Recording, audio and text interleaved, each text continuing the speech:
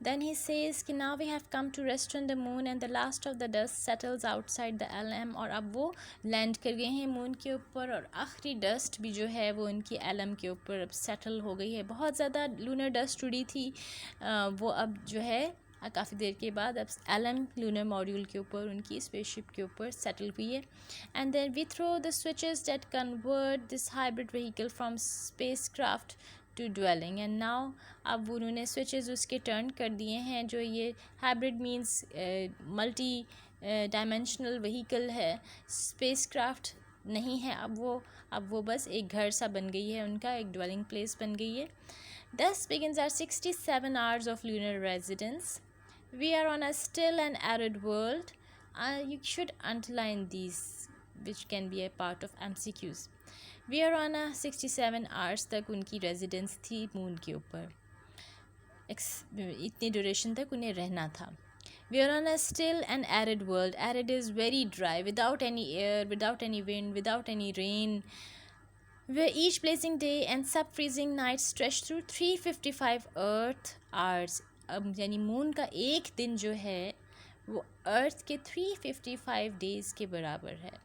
सो time जो है अर्थ और मून पे बराबर नहीं है. अर्थ का एक दिन 24 आवर्स का होता है और मून पे जो है एक दिन का साइकिल कंप्लीट होता है 355 अर्थ आवर्स के अंदर.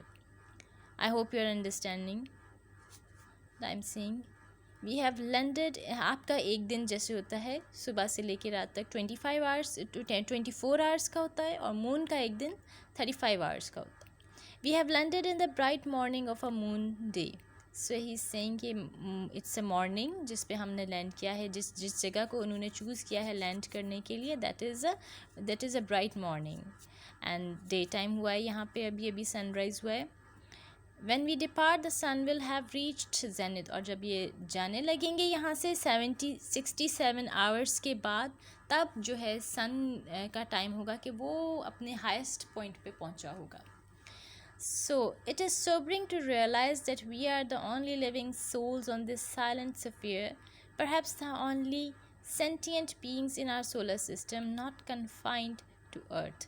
So of course this is something sensible कि हम to understand कि ये तो there is no doubt in it कि we are the only beings who life के आसार अब तक हमारे ही planet पे नज़र आए हैं.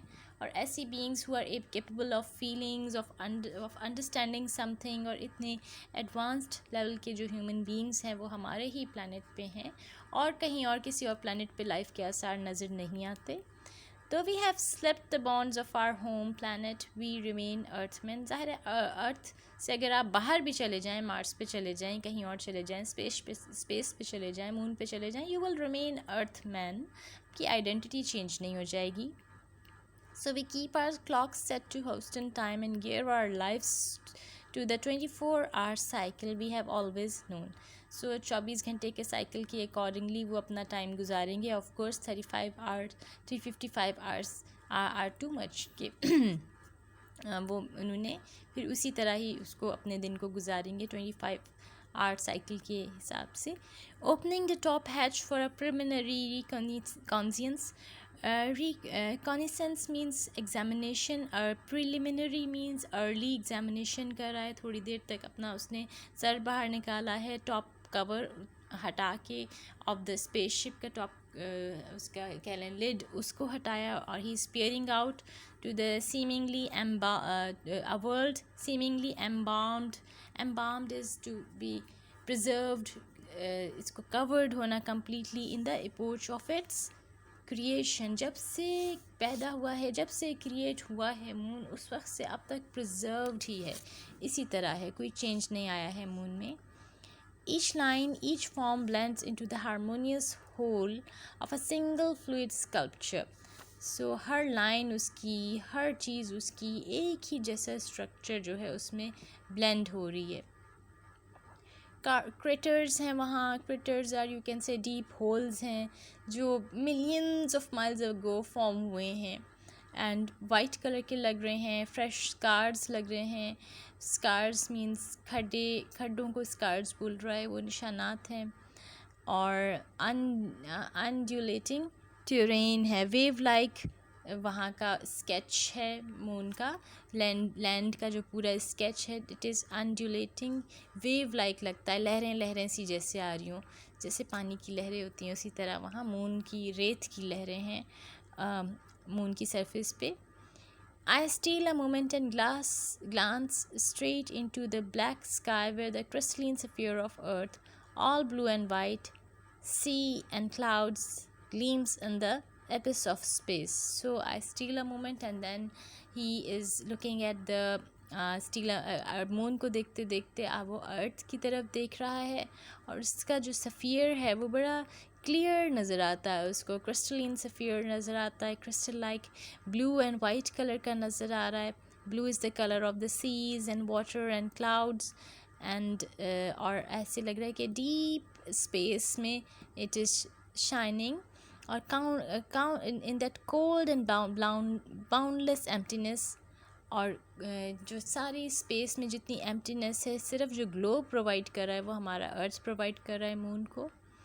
And for 30 minutes my helmeted head pivots above the open hatch as I survey and photograph the wonderland of the lunar surface. 30 minutes तक उसका सर जो था इधर उधर घूमता रहा है, oscillate करता रहा है, to move around, pivots is to move around, और वो सर्वे करता रहा है और फोटोग्राफ करता रहा है lunar surface को.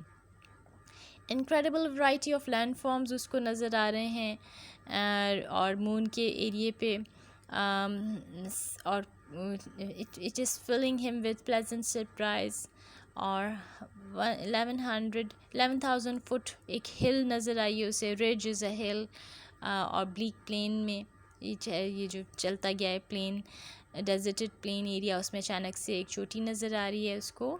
एंड देन ईस्ट साइड पे उसको एक ऊंचाई नज़र आ रही है, एक चोटी की जो उससे ज़्यादा ऊंची है, पिछली चोटी से ज़्यादा ऊंची है.